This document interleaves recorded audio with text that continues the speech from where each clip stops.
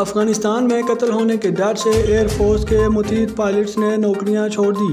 برطانوی میڈیا کے مطابق قتل ہونے کے ڈر سے افغانستان میں پائلٹس افغان ایئر فورس کی نوکریاں چھوڑ کر جا رہے ہیں۔ نام نہ بتانے کی شرط پر ایک افغان پائلٹ نے برطانوی میڈیا کو بتایا ہے کہ وہ اپنے ایسے 19 ساتھیوں کو جانتے ہیں جنہوں نے حالیہ دنوں میں ایئر فورس کو چھوڑا کیونکہ افغان حکومت ان کی زندگی کے تحفظ کی یقین دہانی نہیں کرا سکی۔ پائلٹ نے کہا کہ وہ بھی نوکری چھوڑنے پر غور کر رہا ہے۔ حالیہ دنوں میں مختلف واقعات میں افغانستان میں 8 پائلٹ ہلاک ہو چکے ہیں۔ ہفتے کو کابل میں ایک کار بم دھماکے میں بلیک ہاک کے پائلٹ حمید اللہ عظیمی کو ہلاک کیا گیا تھا۔ دھماکے میں دیگر 5 افراد زخمی ہوئے تھے۔ دوسری جانب افغانستان میں سیکورٹی فورسز اور طالبان کے درمیان جھڑپیں جاری ہیں اور 11 صوبوں میں افغان فورسز کے 24 گھنٹوں کے آپریشن میں 361 طالبان جنگجو ہلاک ہو چکے ہیں۔